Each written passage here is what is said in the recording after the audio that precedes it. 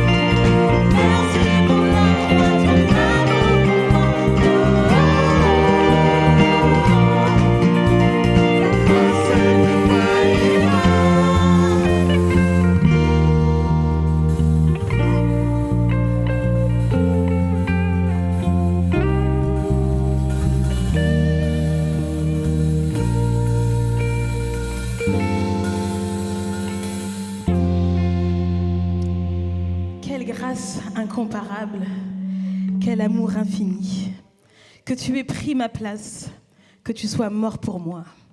Tu as donné ta vie pour qu'enfin je sois libre. Jésus, je chante pour ce que tu as fait.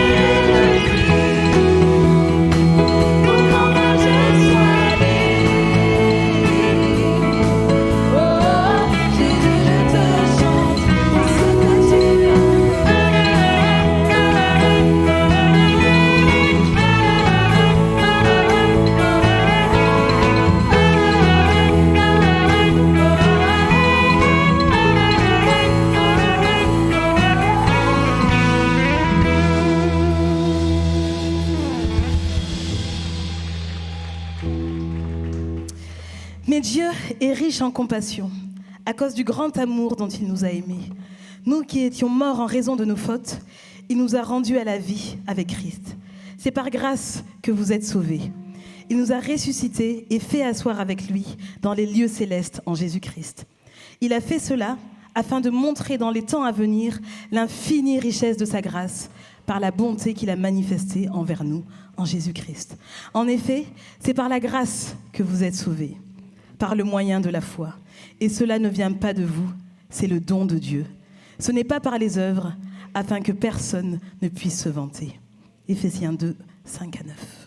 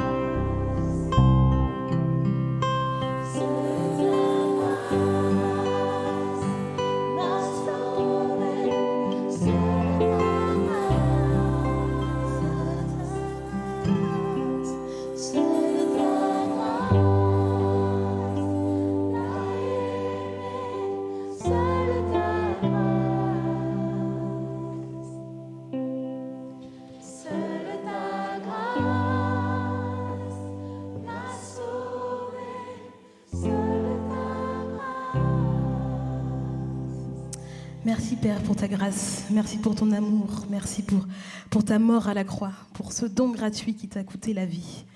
Et pendant que les enfants vont quitter la salle pour rejoindre Kidsland, l'Église peut continuer à prier peut prier individuellement, à haute voix, des prières courtes pour que le plus de personnes puissent prier.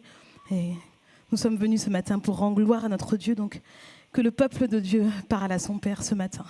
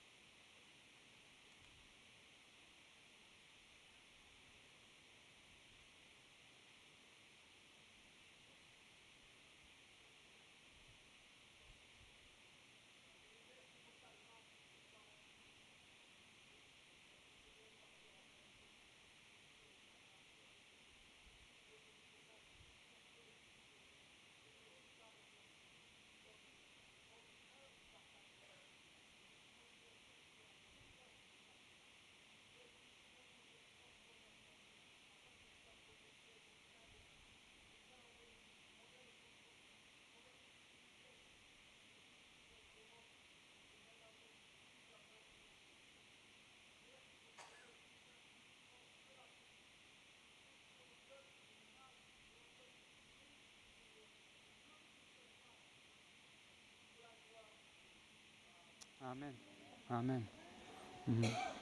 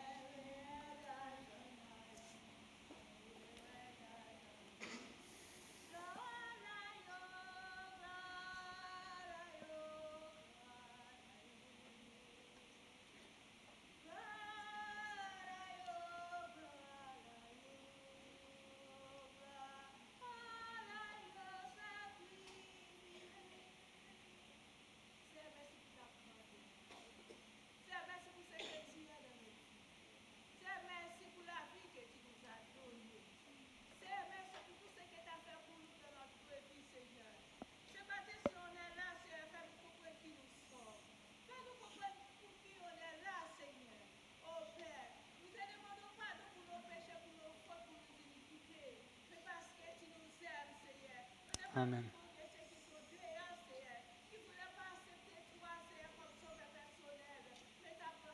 Amen.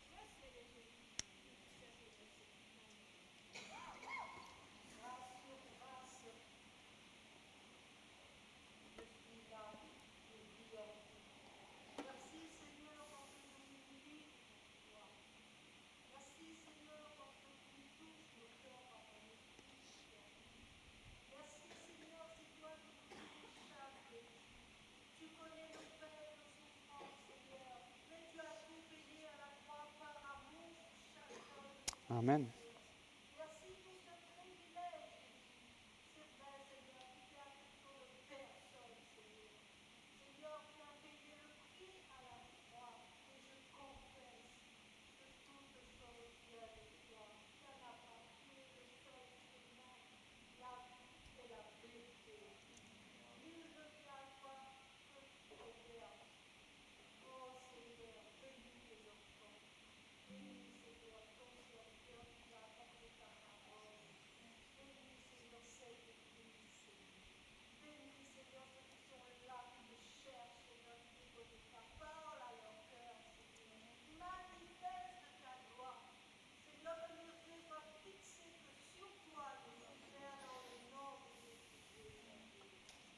Amen. Et merci mon Dieu parce que même si nous étions pécheurs avec le mal en nous, tu n'as pas hésité une seconde, Seigneur, à donner ton Fils, à le sacrifier parce que tu nous aimais tellement, Seigneur, que tu ne pouvais pas supporter que nous soyons loin de toi. Et par Jésus-Christ, ton Fils, tu as permis, Seigneur, de rétablir cette relation avec toi. Merci parce que même si c'était totalement immérité de notre part, tu n'as pas hésité une seconde. Et ça témoigne de ton amour inconditionnel pour nous. Amen. Amen. Vous l'avez compris, avec l'équipe Louange ce matin, on voulait vous emmener à tourner les yeux vers Dieu, ce Dieu qui est un Dieu de grâce, rempli d'amour pour nous, rempli de compassion pour nous et plein de grâce. Alors je suis conscient que ce mot, il est un peu galvaudé, on l'utilise un peu de différentes façons, dans la langue courante, on utilise aussi dans des expressions, on parle de faire grâce, on parle de rendre grâce. Voilà, parfois ce mot perd ce sens-là. Et pour ramener le vrai sens de ce mot, laissez-moi vous raconter une histoire que j'ai lue. C'est l'histoire d'un papa, on va l'appeler Martin. Ce papa Martin avait 2 enfants. 2 enfants qui étaient relativement agités, turbulents, en tout cas pleins d'énergie. Et un jour, les 2 enfants, ensemble, se sont concertés et ont fait une énorme bêtise. Quelque chose d'assez grave et qui a terriblement mis en colère Martin. Parce qu'ils avaient désobéi à ce qu'il leur avait dit. Et ils ont fait quelque chose de mal et qui a attristé vraiment son cœur. Il était vraiment déçu de ses enfants. Et plutôt que de les punir et de les sermonner, cette fois, il a dit, voilà une bonne occasion que j'explique à mes enfants par les actes ce qu'est la grâce. Il a donc convoqué ses enfants, il les a réunis autour de la table, il leur dit, les enfants, ce que vous avez fait est très mal. Ça m'a fait beaucoup de peine et ça m'a mis en colère. Surtout, ne le refaites plus. Et en conséquence de vos actes, je vais vous amener en ville manger la meilleure glace que vous ayez jamais mangée. Wow! Les 2 enfants étaient totalement déboussolés. il s'attendait à la pire punition, il s'attendait à quelque chose de grave en retour de tout ce qu'ils avaient fait. Et pourtant, ils n'ont pas reçu ce qu'ils méritaient. Je trouvais cette histoire très pédagogique, en tout cas, pour être une bonne introduction, pour expliquer ce qu'est la grâce et ce qu'est la grâce de notre Dieu. Évidemment, chers parents, il ne faut pas toujours faire preuve de grâce, parce que sinon, l'éducation n'est pas très pertinente, évidemment. Mais vous avez compris le sens. Il a fait cette introduction en expliquant la grâce de Dieu. Et ensuite souligné que dans la Bible, il est question que nous tous, hommes et femmes, nous avons le mal en nous. Nous sommes pécheurs. Et nous commettons tous le mal. Et en conséquence, la conséquence normale, c'est que nous sommes privés de la présence de Dieu et destinés à mourir éternellement. Voilà la punition qui nous est réservée. Mais parce que Dieu nous aime tellement, il a donné son Fils, son unique Fils, pour que tous ceux qui croient en lui ne se perdent pas loin de Dieu et ne meurent pas, mais qu'ils puissent vivre avec lui pour toujours. Voilà le Dieu de grâce que nous avons et que nous avons chanté. Et ce matin, j'aimerais juste mettre sur l'écran quelques textes qui viennent de la Bible, de la parole de Dieu, juste en silence. Que chacun puisse les lire, les méditer. Vous pouvez prier intérieurement sur ce texte-là, juste pour nous imprégner de cette qualité de notre Dieu, qui est un Dieu de grâce.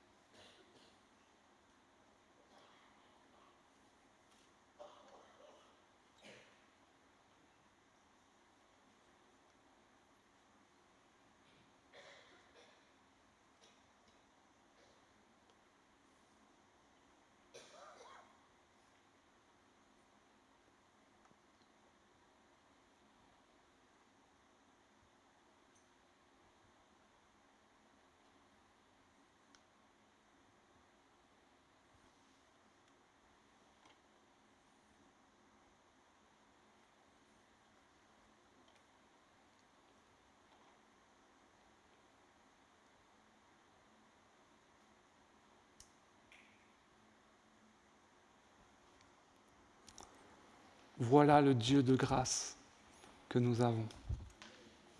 Voilà ce Dieu que nous chantons et que nous prions aujourd'hui, qui de façon totalement imméritée a choisi de sacrifier Jésus-Christ, son Fils, qui était innocent, pour prendre tous les péchés sur lui et nous sauver de cette mort qui nous était réservée.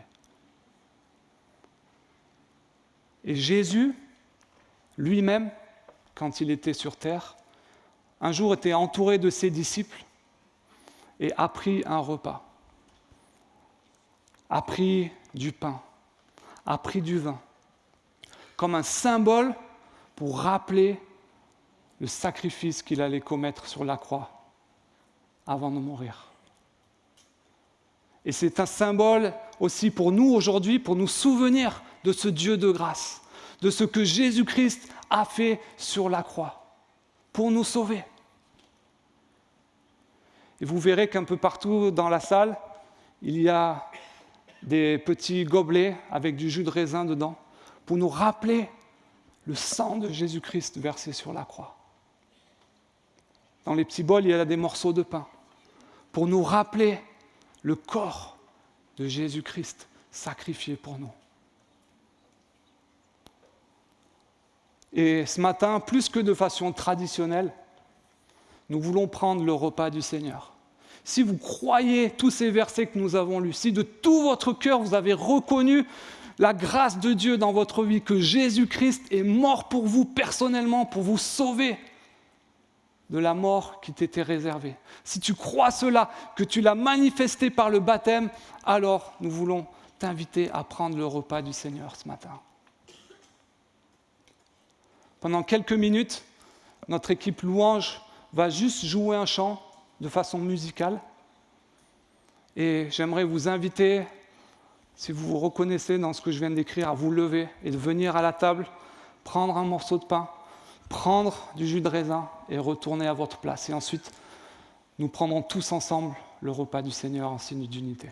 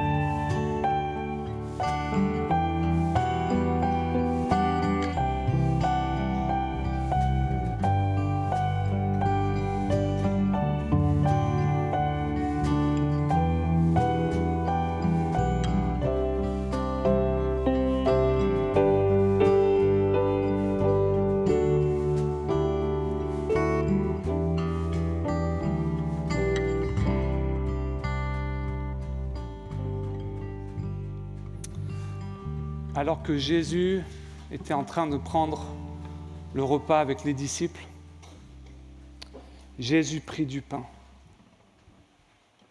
Puis, après avoir prononcé la prière de reconnaissance, il le partagea en morceaux.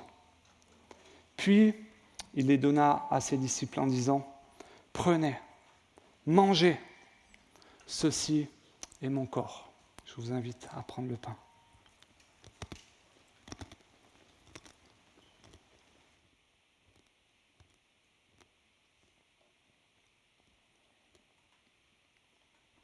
Ensuite, il prit une coupe, et après avoir remercié Dieu, il la leur donna en disant, « Buvez-en tous, ceci est mon sang, par lequel est scellée l'alliance. Il va être versé pour beaucoup d'hommes, afin que leurs péchés soient pardonnés. » Je vous invite à boire la coupe.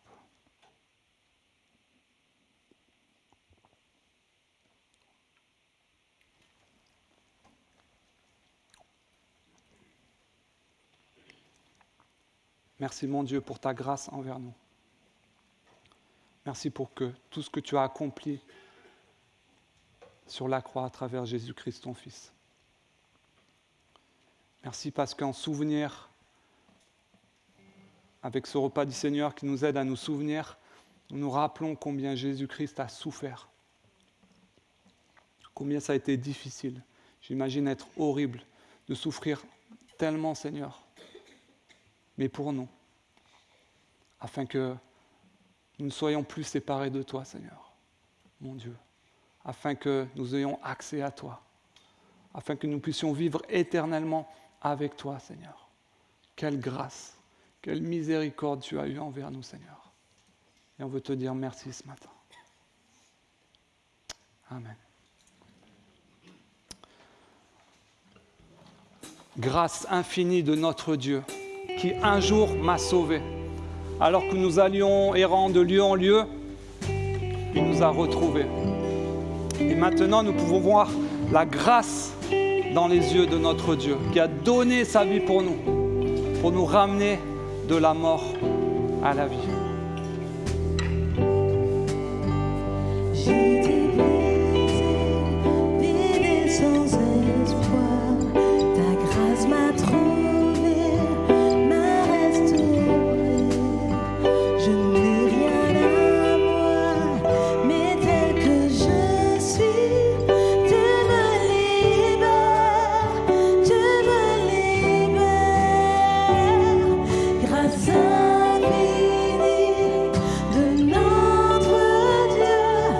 Qui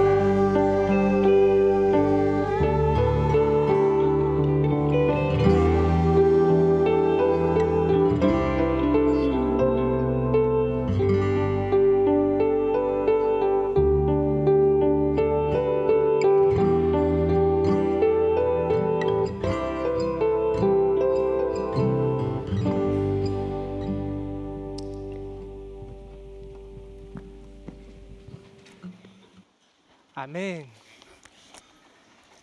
Amen. Bonjour à tous et à toutes. Heureux de vous retrouver après un temps de vacances, un temps de repos estival. Quelle joie d'être là parmi vous ce matin et d'avoir en effet la grâce de rendre un culte à notre Dieu. La grâce de l'honorer par nos chants. La grâce de le louer, de l'adorer pour ce qu'il a fait et qui a une répercussion actuelle et vivante dans chacune de nos vies. Alors, ce que je voudrais vous inviter à faire, c'est simplement prier et de remettre ce temps de partage de la parole de Dieu entre les mains du Dieu Tout-Puissant. Notre Dieu, quelle joie, quel privilège nous avons ce matin encore de pouvoir venir nous rassembler dans ce lieu, dans ta maison, en toute liberté, Seigneur, pour pouvoir élever nos voix vers toi, pour pouvoir nous rappeler ce sacrifice ultime, cet acte d'amour, Seigneur, que Jésus est venu accomplir, afin de nous offrir une espérance vivante. Merci pour cette réconciliation. Merci pour ta présence, car je crois, j'ai cette certitude que tu es là, au milieu de nous, Seigneur. Alors oui, Seigneur, tu es ce Dieu vivant. Ta parole est source de vie. Je prie, Seigneur, pour que ce matin encore, tu me diriges, Seigneur. Utilise-moi pour être une source de bénédiction pour ton peuple rassemblé, pour être une source de bénédiction pour celles et ceux qui ne te connaissent pas, pour celles et ceux qui cheminent, qui se posent des questions, afin que tu te révèles, Seigneur. Tu es celui qui est venu chercher et sauver ceux qui étaient perdus. Et ce matin encore, Seigneur, que tu puisses sauver, et cela pour l'unique et seule gloire de ton nom. Amen. Je pense que toutes celles et ceux qui ont déjà lu de manière attentive l'un des 4 évangiles, qui sont ces récits qui retracent la vie, l'œuvre et le ministère terrestre de Jésus, seront d'accord avec moi pour dire que parmi les paroles du Christ, plusieurs interpellent, plusieurs questionnent, surprennent, voire même dérangent, n'est-ce pas ? Et cet été, l'une d'entre elles m'a fait particulièrement réfléchir. Et elle se trouve dans l'évangile de Jean, au chapitre 16, au cœur du discours d'adieu que Jésus adresse à ses apôtres. Ce discours débute à la fin du chapitre 13, après cet acte fort où Jésus va laver les pieds de ses disciples comme acte d'amour et leur montrer que celui qui veut être grand, en fait, doit être le serviteur, celui qui sert. Et le discours va se clôturer au chapitre 17 avec la plus longue prière que nous avons de Jésus. Et c'est cette prière qui vient clôturer d'une certaine manière tout ce discours. On dit que les dernières paroles d'un homme méritent une attention particulière. Je crois qu'à combien plus forte raison, les dernières paroles du Fils unique de Dieu, du Sauveur du monde, méritent notre attention, méritent d'être méditées, méritent d'être creusées, méritent de rechercher quel est le sens de ces paroles et quel est le lien avec ma propre vie. Qu'est-ce que cela signifie ? Qu'est-ce que cela devrait changer en moi si je crois que ces paroles sont vraies ? Alors, les versets que je souhaite vous partager ce matin donc, se trouvent dans l'évangile de Jean, chapitre 16. Je vais vous projeter le passage, mais si vous avez vos Bibles, n'hésitez pas aussi à prendre le passage avec moi en Jean, chapitre 16, et nous allons lire les versets 5 à 7. Jean, chapitre 16, versets 5 à 7. Et voici ce que nous dit la parole de Dieu. Maintenant, je vais auprès de celui qui m'a envoyé, et aucun de vous ne me demande où je vais. Mais à cause de ce que je vous ai dit, la tristesse vous a envahi. Pourtant, c'est la vérité que je vais vous dire. Il vaut mieux pour vous que je m'en aille. En effet, si je ne m'en vais pas, le défenseur ne viendra pas à vous. Mais si je m'en vais, alors je vous l'enverrai. Il vaut mieux pour vous que je m'en aille. Je ne sais pas si vous avez déjà pris le temps de réfléchir à cette phrase. Moi, en tout cas, elle m'a travaillé particulièrement cet été.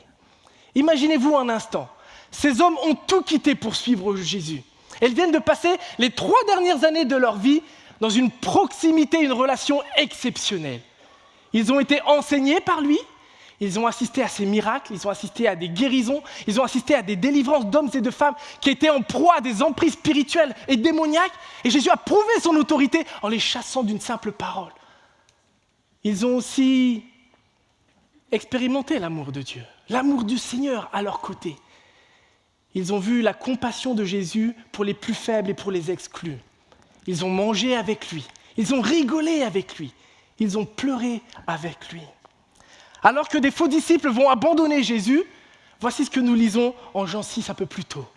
Alors Jésus se tourna vers les 12, leur demanda « Et vous, ne voulez-vous pas aussi partir ?»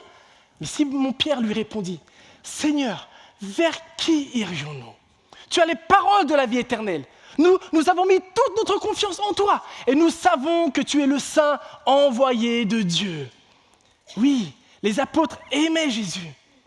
Ils avaient placé toute leur confiance en lui et ils étaient les témoins privilégiés des promesses divines, de la venue du Messie annoncée dans l'Ancien Testament. L'agneau immolé qui vient pour ôter le péché du monde était là. Emmanuel, Dieu avec nous. Ils goûtaient à ça. Alors imaginez-vous un instant comment ces paroles, il vaut mieux pour vous que je m'en aille, les a plongés non seulement dans une grande perplexité, mais en même temps dans une profonde tristesse. Comment peux-tu dire ça, Seigneur? Comment peux-tu dire que tu vas partir? Tu vas nous laisser seuls? Comment on va faire sans toi? Comment? Je ne sais pas pour vous, mais lorsqu'on lit la parole, si on est honnête, qui n'a jamais désiré être à la place des apôtres? D'expérimenter ce qu'ils ont expérimenté, de voir ce qu'ils ont vu, d'entendre ce que nous lisons, mais sortir de la bouche même de Jésus-Christ. Qu'est-ce que ça devait être glorieux, merveilleux. Et dans le fond, on se dit, ils ont quand même plus de chance que nous. Et pourtant, il vaut mieux pour vous que je m'en aille. Si ces paroles s'adressaient immédiatement aux apôtres, elles ont une résonance toute particulière pour chaque disciple et enfant de Dieu. Et c'est ce que je souhaiterais qu'on puisse regarder parce que je crois qu'elle nous enseigne encore de nombreuses vérités. Et l'une des premières vérités que cette parole du Christ nous enseigne, c'est que Jésus sait ce qu'il y a de mieux pour nous. Jésus sait ce qu'il y a de mieux pour nous. Si nous ne reconnaissons pas en Jésus, le Fils unique de Dieu, le Roi des rois, le Seigneur des seigneurs, qui ne prend que de bonnes décisions, qui ne fait aucune faute, qui ne fait aucune erreur, qui ne se trompe pas, alors cette parole qu'il déclare sonne faux. Ça semblerait même une parole égoïste où finalement Jésus ferait ce qui lui plaît parce que ça l'arrange de retourner auprès de son Père. En tant que chrétiens, nous sommes appelés à avoir une foi inébranlable dans le fait que Jésus était pleinement homme, mais aussi pleinement Dieu. Et à ce titre, il ne fait aucune erreur. Il ne se trompe pas. Il connaît toutes choses et il fait toutes choses parfaitement. Par sa vie, nous voyons que dans ses relations, dans ce que Jésus est venu apporter, il a non seulement répondu aux besoins physiques des personnes, aux besoins moraux, mais surtout aux plus grands besoins de toute l'humanité, aux besoins spirituels, aux besoins de connaître Dieu, aux besoins d'être sauvé, d'avoir un sauveur, de connaître Jésus-Christ. Jésus sait parfaitement ce dont nous avons besoin.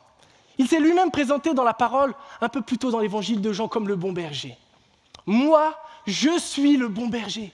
Je connais mes brebis et mes brebis me connaissent. Tout comme le Père me connaît et que je connais le Père. Je donne ma vie pour mes brebis. Cela signifie que Jésus a une connaissance parfaite de chacun de nous. Il nous connaît non seulement parfaitement, mais aussi il nous comprend parfaitement. Il sait parfaitement ce par quoi nous pouvons traverser, puisque lui-même, dans son humanité, a vécu ce que nous pouvons expérimenter durant cette vie terrestre. L'injustice. Peut-être qu'en ce moment même, vous êtes face à l'injustice, que ce soit d'un point de vue professionnel, d'un point de vue personnel, familial, peut-être même vous êtes avec un événement de justice au niveau d'une décision qui est injuste à vos yeux. Jésus vous comprend. Jésus vous comprend. Jésus a subi la souffrance physique, les peines, la trahison, le rejet, l'abandon, les moqueries. Rien de ce que nous traversons n'est hors de sa portée. Rien de ce que nous vivons n'est hors de sa compréhension. Le Seigneur sait toutes choses. En Hébreux 4, il y a ce beau passage qui nous dit « Ainsi, puisque nous avons en Jésus, le Fils de Dieu, un grand prêtre éminent qui a traversé les cieux, demeurons fermement attachés à la foi que nous reconnaissons comme vraie. En effet, nous n'avons pas un grand prêtre qui serait incapable de se sentir touché par nos faiblesses. Au contraire, il a été tenté en tout point, comme nous le sommes, mais sans commettre de péché. » Jésus nous comprend. C'est pourquoi nous pouvons nous approcher de lui, et c'est ce que nous dit la suite de ce verset. Nous pouvons nous approcher de lui avec confiance, avec assurance. Approchons-nous donc du trône du Dieu de grâce. Et Michael a bien rappelé ce matin, nous avons un Dieu de grâce. Avec une pleine assurance. Là, Dieu nous accordera sa bonté et nous donnera sa grâce pour que nous soyons secourus au bon moment. Quel merveilleux passage. Le fait que Jésus, le bon berger, a donné sa vie témoigne de son immense amour. C'est à la fois quelque chose de merveilleux, une grâce infinie, et en même temps un véritable mystère. Le fait qu'il dit « il vaut mieux pour vous que je m'en aille » impliquait naturellement sa mort, ses souffrances pour notre salut. C'est donc tout sauf une parole égoïste, mais bien un véritable don de soi, un acte de bonté qu'aucun autre être humain, qu'aucun autre faux Dieu aurait pu accomplir. Quelque chose qui nous dépasse, qui nous dépasse. Vous est-il déjà arrivé, je ne sais pas, de lire la Bible et de vous dire « si j'étais à la place de Dieu, je n'aurais pas fait comme ça ». Lorsque vous traversez certaines circonstances, de dire « je ne sais pas si j'aurais laissé ça comme ça ». On ne le dit pas de manière ouverte, mais dans le fond, lorsqu'on raisonne un peu de cette manière-là, on pense qu'on pourrait prendre de meilleures décisions que Dieu. Je ne sais pas si ça vous est déjà arrivé. Hein. Moi, ça m'est déjà arrivé. Et 2 réactions suivent. La première, c'est la repentance. Seigneur, pardonne-moi. Pardonne-moi d'avoir ne serait-ce que pensé que je pourrais prendre de meilleures décisions que toi. Qui suis-je ? Alors que je fais tant d'erreurs, alors que je me trompe, toi, tu es un Dieu parfait. Tu ne te trompes pas. Tu es l'alpha et l'oméga, le premier et le dernier. Cette vérité me ramène sans cesse à ma propre finitude, à notre propre finitude. Nous sommes limités dans le temps, l'espace, et nous sommes limités en intelligence. Notre Dieu est sans limite. Il sait toutes choses. Il a créé l'infiniment grand, les galaxies, les planètes, le système solaire, les étoiles, tout comme l'infiniment petit, invisible à l'œil nu. Il est au contrôle de chaque chose, de chaque cellule de nos corps. Le Seigneur sait toutes choses. Et j'aime beaucoup comment le prophète Ésaïe, en Ésaïe 55, va justement rappeler cette vérité que les pensées de l'Éternel sont au-dessus de nos pensées et ses voies sont au-dessus de nos voies. La deuxième réaction après la repentance, c'est une prière adressée, une demande au Seigneur. Seigneur, donne-moi par ta grâce et par ton soutien d'avoir foi en toi. De ne pas douter que tu fais toutes choses belles en ton temps.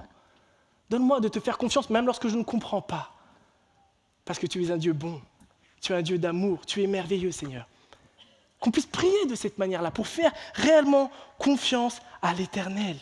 Car nous nous trompons, nous prenons de mauvais choix, mais Dieu prend toujours les meilleurs. Aide-moi à me soumettre, Seigneur, à ta volonté, car elle est parfaite. Aide-moi à me soumettre à ta parole, car tes commandements sont justes et bons. Parfois on dit, ouais, c'est un peu contraignant. Certes, mais c'est bon, c'est un père aimant. On donne des contraintes pour celles et ceux qui sont parents. On donne des contraintes à nos enfants. Il y a même des frustrations parfois. Mais on le fait par amour. Alors oui, qu'on puisse prier de ce sens. Seigneur, aide-moi à me soumettre à toi, à obéir à ta parole, car tu sais ce qu'il y a de mieux pour moi. Et lorsque Jésus affirme à ses disciples qu'il vaut mieux pour vous que je m'en aille, c'est parce qu'il avait en vue quelque chose de merveilleux et de glorieux à venir pour eux, mais aussi pour chaque disciple de Jésus, et ce qui signifie pour nous encore aujourd'hui. Et voilà comment Jésus va poursuivre le passage. Pourtant, c'est la vérité que je vais vous dire. Il vaut mieux pour vous que je m'en aille. En effet, si je ne m'en vais pas, le défenseur ne viendra pas à vous. Si je ne m'en vais pas, alors je vous l'enverrai. Mais si je m'en vais, je crois que j'ai dit si je m'en vais pas. Et l'Esprit Saint, il reprend. Hein. Cette parole, elle fait référence directe à l'envoi du Saint-Esprit. Lorsque Jésus dit ça, il est en train de promettre l'envoi du Saint-Esprit qui sera répandu sur celles et ceux qui placeront leur confiance en lui. Un peu plus tôt dans son discours, Jésus avait déjà souligné cette vérité. Et voici ce qu'il avait dit. « Si vous m'aimez, vous suivrez mes enseignements. Obéir à la parole de Dieu est une manifestation d'amour. Et moi, je demanderai au Père de vous donner un autre défenseur de sa cause, afin qu'il reste pour toujours avec vous. C'est l'Esprit de vérité, celui que le monde est incapable de recevoir parce qu'il ne le voit pas et ne le connaît pas. Quant à vous, vous le connaissez car il demeure auprès de vous et il sera en vous. » Le terme grec, traduit justement par cette notion de défenseur, c'est le terme paraklétos. Paraklétos. En français, paraclète, mais ce n'est pas un mot qu'on utilise très régulièrement, n'est-ce pas ? C'est le terme, finalement, qu'on retrouve dans la parole, et cette traduction du défenseur, c'est dans la Bible, qu'on dit dans la traduction dite au semeur, mais il y a d'autres traductions de ce mot. Le sens premier de ce terme paraklétos est quelqu'un qui est appelé à côté de quelqu'un d'autre. Et il a été diversement traduit à travers l'histoire de l'Église et à travers même les traductions de Bible que nous pouvons avoir aujourd'hui. Tantôt comme défenseur, comme protecteur, comme intercesseur, comme soutien, même comme avocat, comme celui qui est appelé à côté d'un accusé pour défendre sa cause. Et lorsqu'on voit un peu cette pluralité de sens, on réalise que cela pourrait finalement bien correspondre aux différentes missions et actions du Saint-Esprit dans nos propres vies. N'est-il pas celui qui vient nous apporter consolation lorsque nous passons par des temps difficiles? N'est-il pas celui qui nous soutient lorsque nous sommes découragés? N'est-il pas celui qui nous donne courage et force lorsque nous sommes affaiblis? Il est là, il est celui qui vient à nos côtés. Dans son discours, Jésus ne va pas cacher les réalités des temps difficiles pour ses disciples. Et il va leur rappeler l'opposition auquel ils seront confrontés après son départ. Et par extension, une réalité qui va toucher non seulement les premiers chrétiens, mais aussi les chrétiens aujourd'hui à travers le monde. Et voilà ce qu'il va leur dire un peu plus tôt. Si le monde a de la haine pour vous, sachez qu'il m'a haï avant vous. Si vous faisiez partie du monde, il vous aimerait parce que vous lui appartiendriez. Mais vous n'appartenez pas au monde parce que je vous ai choisi du milieu du monde. Mais c'est pourquoi il vous poursuit de sa haine. Souvenez-vous de ce que je vous ai déjà dit. Le serviteur n'est jamais plus grand que son maître. S'ils m'ont persécuté, ils vous persécuteront vous aussi. S'ils ont gardé mes paroles, ils garderont aussi les vôtres. Mais c'est à cause de moi qu'ils agiront ainsi, parce qu'ils ne connaissent pas celui qui m'a envoyé. Juste après, il va dire « Je vous ai dit tout cela pour que vous soyez préservés de toute chute. Car on vous exclura des synagogues, et même l'heure vient où tous ceux qui vous mettront à mort s'imagineront rendre un culte à Dieu. Ils en arriveront là parce qu'ils n'ont jamais connu ni mon Père, ni moi. » Face aux épreuves de la vie qui sont le lot commun des hommes, face à la maladie, face au deuil, face aux souffrances, Jésus rappelle aussi qu'en tant que chrétiens, nous aurons à faire face à des difficultés particulières en raison de notre foi. En raison de notre attachement à Jésus-Christ, il y a une opposition et une persécution que nous n'expérimentons pas si nous ne sommes pas enfants de Dieu. Il y a cette réalité qui traverse les Écritures. Et lorsque Jésus annonce cela aux apôtres, c'était pour les préparer, afin que lorsque les circonstances difficiles interviendraient dans leur vie, ce ne soient pas justement ces circonstances extérieures qui viennent étouffer leur foi, mais qu'à ce moment-là, l'Esprit Saint soit leur soutien et leur force pour se rappeler que notre Seigneur est au contrôle.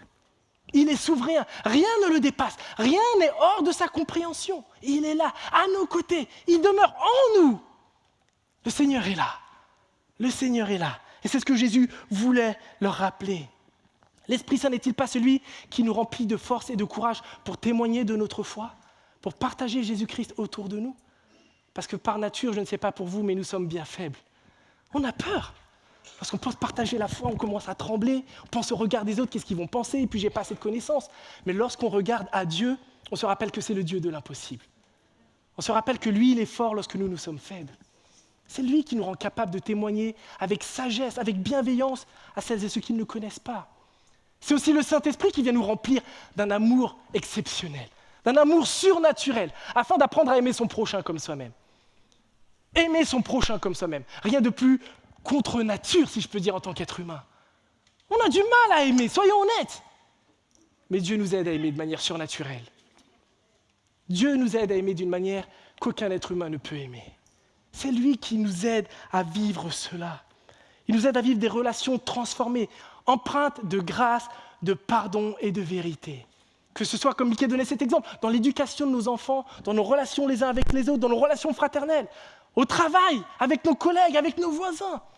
L'Esprit Saint vient transformer notre façon d'aimer. Dans la réalité même du combat spirituel, lorsque l'ennemi nous attaque dans nos pensées, qui veut nous rappeler des mensonges, pour dire que tu ne vaux rien en tant qu'enfant de Dieu. Tu as vu, tu t'es encore trompé, tu as encore péché. Bon, ça ne sert à rien de prier, de toute façon, Dieu ne va plus t'écouter. Ça ne sert à rien. Va plus à l'église même. Des fois, on a ce type de pensées qui peuvent nous venir. C'est tout sauf la vérité biblique. Et nous devons apprendre à remplacer ces mensonges par la vérité de la parole de Dieu. Que c'est par la grâce que nous sommes sauvés, par le moyen de la foi. Cela ne vient pas de vous, c'est un don de Dieu. Ce n'est pas le fruit d'œuvre que vous auriez accompli. Personne n'a donc de raison de se vanter. Éphésiens 2, versets 8 à 9. Si quelqu'un est en Christ, il est une nouvelle créature. Les choses anciennes sont passées, voici, toutes choses sont devenues nouvelles. 2 Corinthiens 5, 17. Si nous reconnaissons nos péchés, Dieu est fidèle et juste. Et par conséquent, il nous pardonnera et nous purifiera de tout le mal que nous avons commis. 1 Jean 1, 9. Chérissons cette nourriture spirituelle. Chérissons-la comme un trésor, comme ce qu'elle est, la parole vivante de Dieu accessible pour nous. Qu'on puisse se l'approprier, qu'on puisse la méditer et surtout la vivre. Ce ne sont pas des beaux versets qu'on puisse citer, mais être tellement décalés dans notre comportement. Le Saint-Esprit vient pour nous enseigner, mais pour nous transformer. Et qu'on puisse se soumettre réellement à la parole vivante de l'Éternel. Lorsque Jésus précise un autre défenseur, c'est ce qu'il va dire dans le passage. Un autre défenseur, le mot traduit un autre est crucial pour comprendre la nature même du Saint-Esprit. Et en français, il n'y a pas réellement cette nuance. En grec, il existe 2 principaux mots pour dire un autre. Le premier, c'est hétéros, qui signifie un autre différent. Comme par exemple si je vous dis « j'aimerais avoir une autre voiture ». Vous comprenez tout de suite que je ne veux pas garder la mienne. N'y voyez pas un message subliminal, mais si à la fin vous avez une œuvre de générosité dans votre cœur, c'est une blague.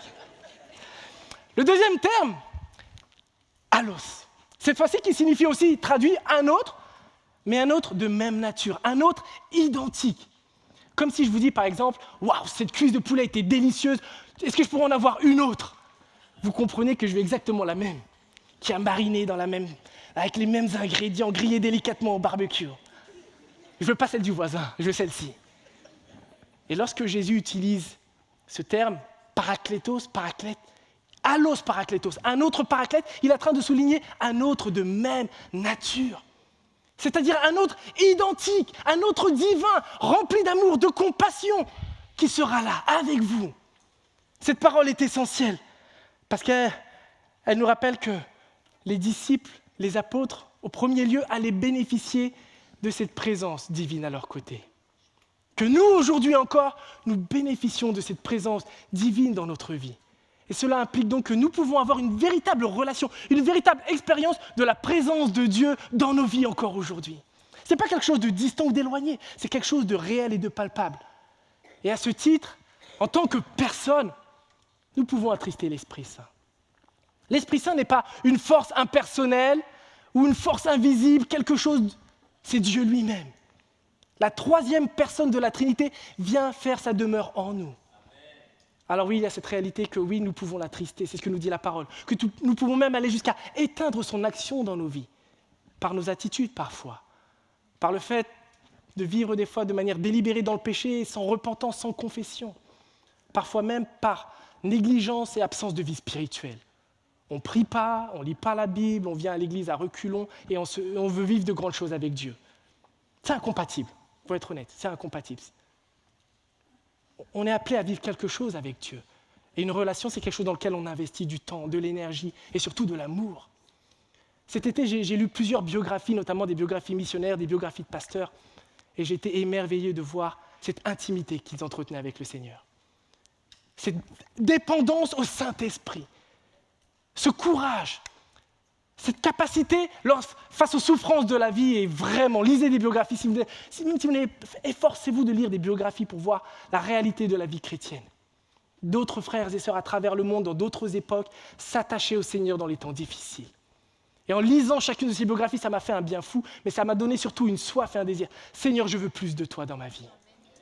Seigneur, moi, je sais pas, mais j'aime ça, de voir des personnes, finalement, entre guillemets, ordinaires, accomplir des grandes choses pour le Seigneur. Je dis, Seigneur, c'est ce que je veux, moi. Je veux la même chose. Et Dieu n'a pas changé. Il est le même, hier, aujourd'hui, éternellement. Parfois, c'est plus nous.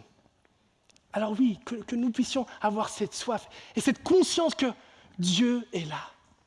Il est là.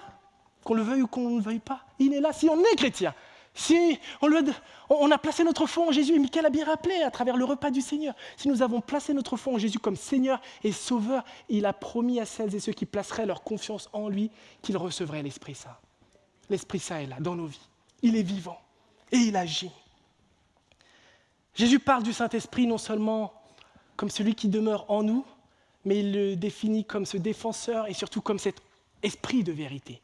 L'esprit de vérité. Et en tant que Dieu, il est l'essence même de la vérité. Il est celui, en tant que paraclète, qui va nous enseigner et nous guider dans toute la vérité. Par nature, l'être humain, on n'a aucune conscience des réelles réalités spirituelles. La compréhension que Dieu, Père, Fils et Saint-Esprit nous dépasse est incompréhensible à notre cerveau humain. Toute personne qui a appris à lire peut parcourir les pages de la Bible. Mais comprendre la profondeur et le sens de cette parole ne peut être qu'une œuvre de l'Esprit Saint. C'est lui qui nous éclaire. C'est lui qui nous aide à la comprendre. C'est lui qui nous aide à en être émerveillé, à en tomber amoureux, à avoir soif de lire. Plus jeune, j'aimais pas lire. J'aimais que les mangas avec des images. Dieu, dans sa grâce, m'a donné une soif de sa parole. Parce que j'ai goûté et constaté combien Dieu est bon. Dieu peut le faire encore. Demandez et vous recevrez. Demandons, Seigneur, j'aime pas lire peut-être, mais je veux avoir soif de ta parole. Moi, je crois que Dieu répond aux prières. Il répond des fois bien au-delà de ce que nous demandons ou même pensons. Et peut-être que même à la fin, vous allez finir par faire des études de théologie. Amen. Amen. Bon, il n'y a pas un grand engouement. Mais vraiment, par nature, nous ne pouvons comprendre ces réalités spirituelles parce qu'en fait, nous sommes tous pécheurs. On est séparés de Dieu parce qu'il est saint et nous sommes pécheurs. Mais Dieu n'a de cesse d'agir jusqu'à nous éclairer alors que nous étions loin de lui. Il éclaire des pécheurs pour venir à lui. Parce que par nature, nous sommes spirituellement morts, aveugles sur notre propre condition. Dieu seul peut nous éclairer et nous amener à lui, nous attirer à lui et faire tomber nos barrières, faire tomber nos rébellions, faire tomber nos faux raisonnements pour nous amener dans la vérité, mes amis. Cette promesse, finalement, d'un enseignant surnaturel s'appliquait de manière toute particulière et exceptionnelle aux 11 apôtres qui étaient là. Souvent, il était difficile pour eux de comprendre immédiatement l'enseignement de Jésus et à plusieurs reprises, on le voit, en fait, Jésus enseigne et ils sont un peu perplexes, ils sont un peu dépassés. Et plusieurs passages, et Jean va le souligner, soulignent cette vérité qu'ils ne comprendront qu'après la résurrection. C'est l'esprit de vérité, celui que le monde est incapable de recevoir parce qu'il ne le voit pas, il ne le connaît pas. L'esprit de vérité, c'est celui qui nous éclaire. Plus tard, lorsque Jésus fut ressuscité, ses disciples se souvinrent qu'il avait dit cela et ils crurent à l'écriture et à la parole que Jésus avait dite. Un peu après, sur le moment, ses disciples ne comprirent pas ce qui se passait. Mais quand Jésus fut entré dans sa gloire, ils se souvinrent que ces choses avaient été écrites à son sujet et qu'elles lui étaient arrivées. Une compréhension particulière arrive. Et enfin, j'ai encore beaucoup de choses à vous dire. Là, c'est Jésus qui parle. Mais elles sont encore trop lourdes à porter pour vous. Quand l'Esprit de vérité sera venu, il vous conduira dans la vérité tout entière, car il ne parlera pas de lui-même, mais tout ce qu'il aura entendu, il le dira et il vous annoncera les choses à venir. Avec l'ascension de Jésus et la venue du Saint-Esprit, il y a vraiment cette réalité qu'un enseignant sera là pour nous guider, pour nous apprendre les vérités de la parole de Dieu et les appliquer à nos propres vies. Le Saint-Esprit est celui finalement qui a permis aux disciples, et aux apôtres de se souvenir des paroles mêmes de Jésus. Et lorsqu'ils ont ainsi été inspirés pour écrire les évangiles, ils l'ont fait sous la conduite du Saint-Esprit. C'est pourquoi nous parlons de paroles inspirées de Dieu. C'est pourquoi elle est fiable et vraie, elle est digne de confiance. Pas parce que les apôtres avaient une mémoire hors du commun, pas parce qu'ils disaient « Ah, je crois que c'est ça que Jésus avait dit. T'es sûr ? Moi, je ne suis pas trop sûr. » Non, l'Esprit Saint leur a rappelé la vérité. C'est pourquoi lorsqu'on on lit la Bible, on peut lui faire confiance. On peut lui faire confiance parce que Dieu a permis qu'elle soit préservée de siècle en siècle, de millénaire en millénaire. Elle est toujours là. Elle est toujours là. Alors oui, on peut placer notre confiance en elle. Cette promesse, finalement, de la venue du Saint-Esprit a rappelé aussi cette belle vérité, que c'est celui qui vient nous convaincre de péché, de justice et de jugement. C'est lui qui vient nous éclairer lorsque même nous entendons une prédication. Avez-vous déjà peut-être expérimenté ça ? Vous êtes assis un dimanche matin et vous avez le sentiment que le pasteur parle de vous. Il dit, mais pourquoi il parle de moi, de ma vie ? Pourquoi il parle de mes circonstances ? C'est bizarre, non ? Rassurez-vous, ce n'est pas le don de l'orateur, c'est juste l'Esprit Saint qui est là à l'œuvre. Il dit, j'ai quelque chose à te dire, j'ai quelque chose à dire à ta vie. Je te parle encore aujourd'hui. Alors oui, peut-être ça passe parfois par l'intermédiaire d'un homme, mais je prie d'avoir été le plus fidèle à la parole de Dieu. Parce que finalement, c'est ça qu'on veut semer dans les cœurs et dans les vies. Une semence éternelle qui produira un fruit et une semence merveilleuse, qui transforme, qui bouleverse, qui change toute chose. Et l'Esprit Saint est là pour nous rappeler des vérités bibliques. Lorsqu'on peut être au travail ou lorsqu'on est dans une situation, un verset, un passage. L'Esprit Saint nous enseigne. Et il nous enseigne. Il remplit une fonction qu'aucun autre conseiller humain ne peut remplir, n'est-ce pas? Alors oui, parfois on peut avoir autour de nous un grand frère spirituel, un mentor, un pasteur. Mais le grand danger, c'est de remplacer le Saint-Esprit par ces personnes. Lorsque Jésus dit « je vous l'enverrai, j'enverrai l'Esprit Saint qui sera déversé sur vous », c'est parce qu'il est essentiel, il est nécessaire, il est indispensable. Nous ne sommes pas indispensables. C'est une bénédiction d'avoir des frères et sœurs, des gens avec qui prier, avec qui s'enseigner, avec qui partager un verset, une vérité biblique, de faire des études dans les groupes de maison. Mais rien ne remplace l'Esprit Saint. Et parfois, on va courir vers les personnes au lieu de courir vers Dieu. J'ai un problème, j'appelle.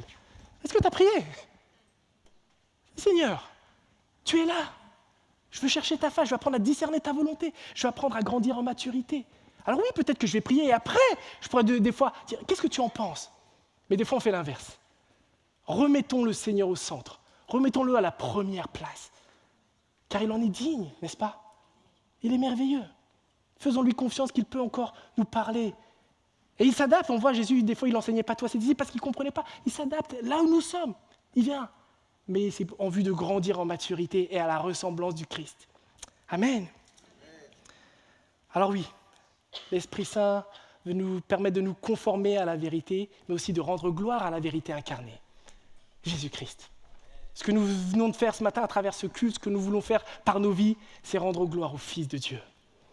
Rendre gloire au Sauveur des sauveurs, au Roi des rois, car nul n'est comme lui. Il vaut mieux pour vous que je m'en aille. Une parole intrigante, mais ô combien vraie et importante, parce que sans cela, nous n'aurions pas reçu l'Esprit Saint. Sans cette vérité, qui nous aurait préparé une place auprès de Dieu le Père? Qui nous aurait promis une vie éternelle?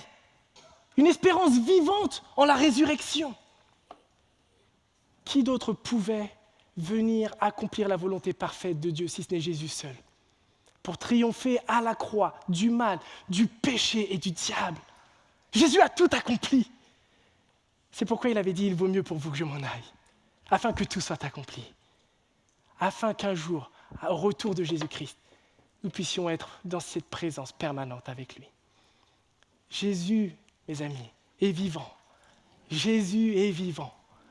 Jésus nous a envoyé son esprit pour que, dans l'attente de son retour, en tant qu'enfants de Dieu, nous puissions demeurer attachés à lui, que nous puissions répandre le parfum du Christ, que nous puissions être animés d'un amour exceptionnel.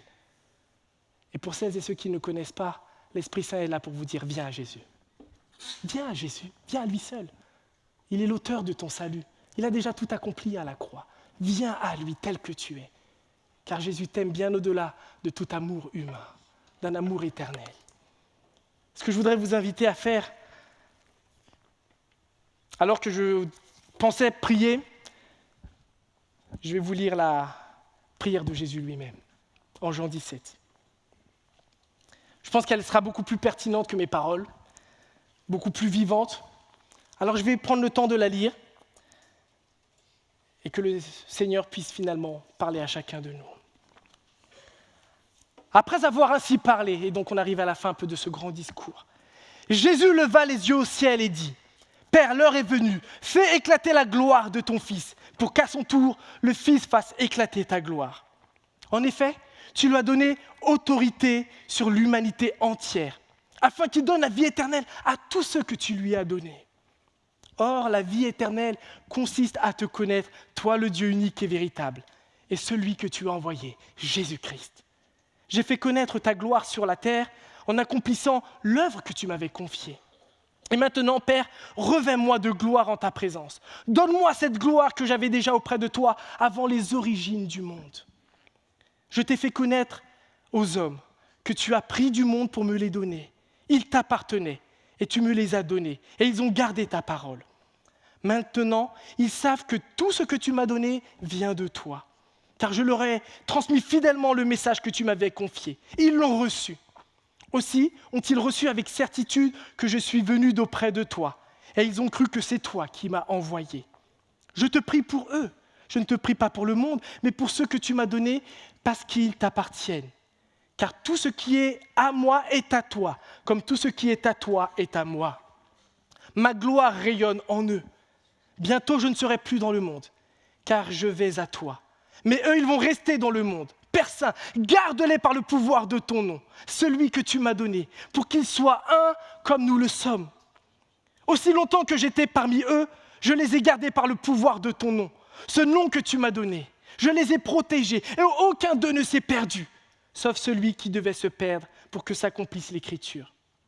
À présent, je retourne auprès de toi et je dis tout cela pendant que je suis encore dans le monde, pour qu'ils possèdent en eux cette joie qui est la mienne, une joie parfaite. Je leur ai donné ta parole et le monde les a pris en haine parce qu'ils ne lui appartiennent pas, comme moi je ne lui appartiens pas. Je ne te demande pas de les retirer du monde, mais de les préserver du diable. Ils n'appartiennent pas au monde, comme moi-même je ne lui appartiens pas. Consacre-les par la vérité. Ta parole est la vérité. Comme tu m'as envoyé dans le monde, moi aussi je les y envoie. Et je me consacre moi-même à toi pour eux, pour qu'ils soient à leur tour consacrés à toi par la vérité. Ce n'est pas seulement pour eux que je te prie, c'est aussi pour ceux qui croiront en moi grâce à leur parole. Je te demande qu'ils soient tous un, comme toi, Père, tu es en moi et comme moi je suis en toi. Qu'ils soient un en nous pour que le monde croie que c'est toi qui m'as envoyé. Je leur ai donné la gloire que tu m'as donnée afin qu'ils soient un comme toi et moi, nous sommes un. Une véritable répétition de l'unité. Qu'ils soient parfaitement un et qu'ainsi le monde puisse reconnaître que c'est toi qui m'as envoyé et que tu les aimes comme tu m'aimes.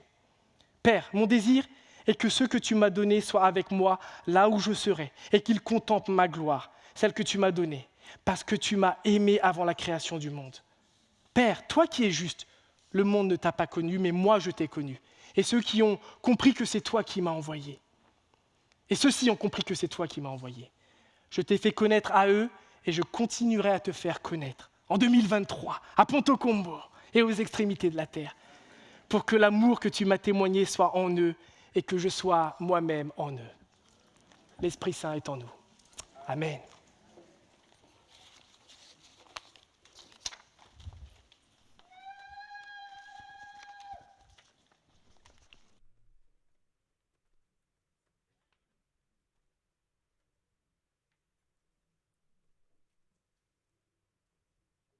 Merci Cédric pour le rappel de ces textes qui nous font du bien, qui nous parlent, qui nous interpellent aussi peut-être. Et pour terminer avec l'équipe, on voudrait vous inviter à chanter ce chant avec nous, qui invite le Saint-Esprit à venir dans notre vie et à embraser nos cœurs.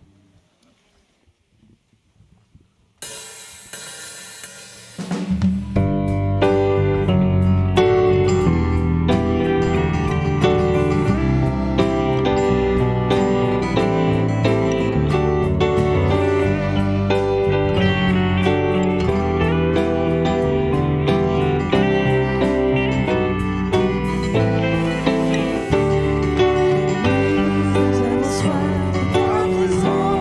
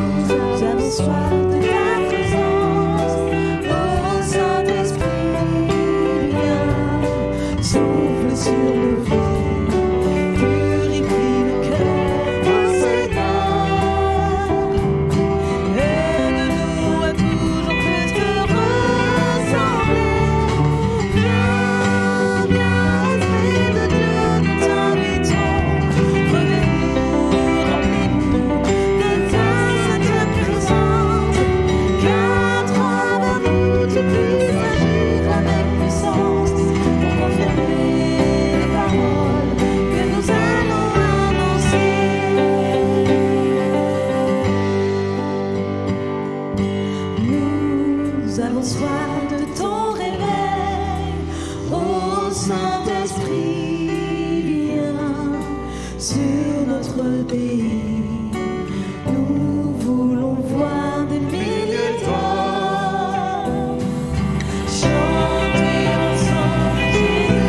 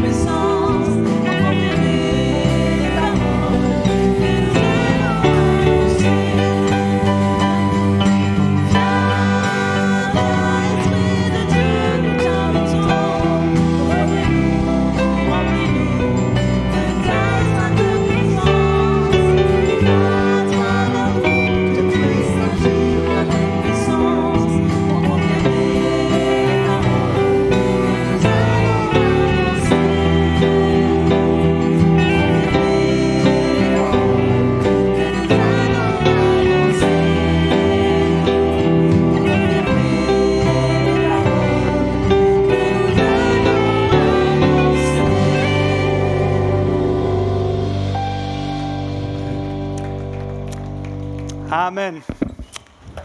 C'est engageant comme chant, hein? J'ai regardé tous ceux qui avaient chanté et tout là. Non, je plaisante. C'est un engagement personnel aussi, hein?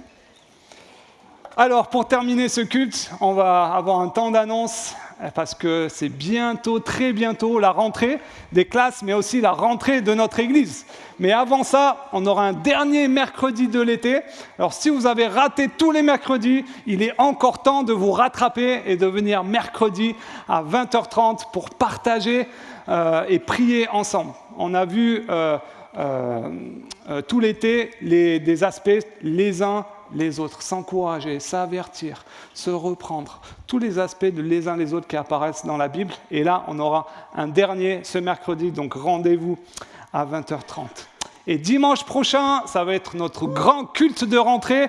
On a vraiment hâte, on a préparé ça avec l'équipe pastorale déjà depuis un certain temps. On a plein de choses enthousiasmantes à vivre cette année. Donc il y aura la reprise de toutes les activités pour les enfants, aussi dimanche prochain, de Kidsland, d'Exploreland, de façon normale. Et puis, pour nous en tant qu'adultes, on aura un culte Roissy et Ponto, parce que les cultes à Roissy reprendront le dimanche d'après, le 10 septembre, si je ne me trompe pas. Et nous allons démarrer tous ensemble, tous les deux sites de Ponto et Roissy, une nouvelle série. Une nouvelle série que nous avons intitulée « Une famille renouvelée ». Alors, qu'est-ce qui se cache derrière cette thématique-là ? Nous avons à cœur depuis un certain moment, et nous pensons que c'est le Seigneur qui nous a communiqué cela, avec l'équipe pastorale, de faire une série sur la thématique de la famille. Alors, ça paraît restreint comme thème, mais voyez-le dans un sens plus élargi. Nous allons aborder la question du couple. Comment choisir son conjoint ? Quelles sont les bonnes décisions à prendre dans mon couple ? Comment être un mari et une femme exemplaires dans mon couple ? Nous allons parler du mariage et de la volonté de Dieu pour l'homme et la femme. La place de l'homme et de la femme aussi selon ce que Dieu désire. Nous allons parler de l'éducation des enfants. Comment être un bon père, une bonne mère, un bon enfant envers mes parents aussi. Nous allons parler de sexualité. Wow! Mais il y a énormément de choses à enseigner sur la sexualité face à tous les défis que nous voyons autour de nous. Nous allons parler de la famille, nous allons parler aussi des sujets éthiques, sur la question du genre, sur l'homosexualité, sur plein de sujets qui sont assez touchy, mais dont la parole nous parle de façon très claire. Donc on est enthousiaste de vivre cette série-là. L'objectif, c'est de pouvoir à la fois donner des réponses face à tout ce qu'on entend dans la société, mais des réponses qui cette fois sont des réponses bibliques, mais aussi de pouvoir travailler la vie de chacun, en fonction de sa situation, en fonction d'où il en est dans cette famille-là, et de pouvoir avancer en maturité dans ce domaine-là. Donc on est très enthousiaste et ça commence à partir de dimanche prochain avec notre culte de lancement, notre culte de rentrée. Autre chose qu'on va avoir juste après, donc à partir de lundi, pas ce lundi qui arrive, mais le lundi d'après, donc du 4 au 8 septembre, Tous les soirs à 20h, vous avez maintenant l'habitude, si vous êtes dans notre église depuis un certain moment, du lundi au vendredi à 20h, nous aurons une semaine de jeûne et prière, où nous allons passer du temps ensemble pour sonder le cœur de notre Dieu, et pour qu'il sonde notre cœur surtout, pour connaître sa volonté, pour nos vies personnelles et pour notre église pour toute cette année. Donc vraiment, c'est toujours des temps forts qu'on vit en église, tous ensemble, en unité aussi. Et on veut vous encourager à trouver du temps pour venir participer à ces soirées. Si vous ne pouvez pas être là tous les soirs, ce n'est pas grave. Choisissez 1, 2, 3 soirées peut-être. Mais en tout cas, on veut vivre ça ensemble. Et le vendredi soir, on aura un temps aussi avec les enfants, particulièrement. Donc venez en famille. Et puis, je termine avec une annonce qui est un peu plus pratique, mais que j'ai déjà faite, qui concerne le stationnement dans la vie de notre Église. Gros sujet, mais qui aussi peut avoir une dimension spirituelle, parce que ça fait partie de notre témoignage. Au mois de juin, nous avons rencontré Monsieur le maire Gilles Bord, ainsi que certains riverains qui font partie du quartier dans lequel nous sommes, juste à côté, suite à des plaintes et des mécontentements que nous avons reçus à cause du stationnement des chrétiens de l'église de Ponto. Et figurez-vous qu'ensemble, on a essayé de trouver des solutions pour améliorer cela. Une des premières choses, c'est que nous avons évoqué l'utilisation de 2 parkings qui sont à proximité de notre église. Le premier parking est le parking Jean Moulin. Voilà, je vous ai fait une petite vidéo, vous l'avez peut-être déjà vu, pour vous montrer où se trouve le parking Jean Moulin. Donc quand vous arrivez, vous longez le cimetière et vous allez directement côté droit, sur la droite. C'est vraiment pas très loin en voiture. Et à un moment, sur la gauche, juste après le collège Jean Moulin, vous pouvez entrer dans ce parking-là. Il y a à peu près 80 places dans lesquelles vous pouvez vous garer et facilement venir à l'église. J'ai compté, ça prend pas beaucoup de temps pour venir à l'église. Il me semble, voilà, vous voyez, j'ai même fait le trajet après à pied pour vous montrer comment revenir. Et ça prend 4 minutes 56 pour venir. Efficace, hein ? Efficace. Ce qui vous permettra de faire 549 pas et de brûler 19 calories. En septembre, des fois, on prend des bonnes résolutions. Hein ? Vous voyez à ce que je pense, hein ? Messieurs, aussi tout l'été, toutes les bières et les trucs, les crêpes qu'on a mangées, les glaces. Voilà, 19 calories en moins par dimanche, imaginez. Et le deuxième, c'est le parking des passerelles. Donc quand vous descendez avant d'arriver juste à l'église catholique, juste avant d'arriver là, sur la gauche, vous tournez et vous avez le parking des passerelles, qui est le lieu culturel, un des lieux culturels de la ville de Ponto. Donc là, il y a une centaine de places où vous pouvez trouver facilement une place pour stationner, parce que le dimanche matin, il n'y a quasiment personne. On a vérifié. Et en traversant de l'autre côté, en marchant, vous pouvez arriver très facilement à l'église en passant par le petit chemin qui est juste... qui longe en montant l'église, vous allez voir. Voilà, ici, vous longez et vous montez à pied et vous arrivez juste devant le portail de l'église et juste à côté. Et là, il vous en prend 3 minutes 53, 59 secondes. C'est ce que moi j'ai fait. Et je n'ai pas marché vite, je vous promets. 468 pas et 17 calories. Pas mal, hein ? Ça va vous permettre de réaliser vos objectifs de bonnes résolutions cette année. Mais au-delà de l'aspect humoristique, vraiment, on a fait seulement l'aller pour ça. Seulement l'aller. Donc ça fait encore plus de calories, même si vous voulez. Donc, si on voudrait vraiment vous encourager à faire très, très attention à la façon dont vous vous garez. On a communiqué aussi à l'église Philadelphia qui occupe nos locaux l'après-midi, l'église portugaise, pour que vraiment nous fassions des efforts pour être un témoignage auprès des voisins. Dans la façon dont vous vous garez, dans la façon dont vous parlez aux voisins, dans la façon dont vous parlez à nos propres équipes de sécurité qui aussi ont besoin de douceur et de voir que vous êtes un chrétien qui vit en action ce qu'il croit. Et voilà, on vous encourage vraiment à faire des efforts. Dimanche prochain, on va être les 2 sites ensemble, notre grand culte de rentrée, il y aura beaucoup de monde. Donc allez à ces parkings-là. Et si vous ne trouvez pas de place dans ces parkings, essayez de vous garer de façon très chrétienne aussi. OK ? Voilà, on est très enthousiastes. Ah oui, et aussi favoriser le covoiturage. Vraiment, si vous pouvez venir à plusieurs personnes dans la même voiture, vous avez des voisins, venez ensemble. Vraiment, ce sera très bénéfique. Et si vous venez encore mieux en vélo, ou à pied, vous pourrez encore brûler plus de calories. D'ici dimanche prochain, on va mettre des rails spéciaux pour les vélos, une quinzaine de vélos sur le parking. Comme ça, vous pourrez positionner vos vélos, les stationner et les attacher pour que vous puissiez être tranquille avec votre vélo. OK? On relève le défi ensemble? OK, ça marche. On vous souhaite un super bon dimanche, une bonne semaine. On se retrouve mercredi. On était très contents de passer ce culte ensemble et on vous dit à très vite.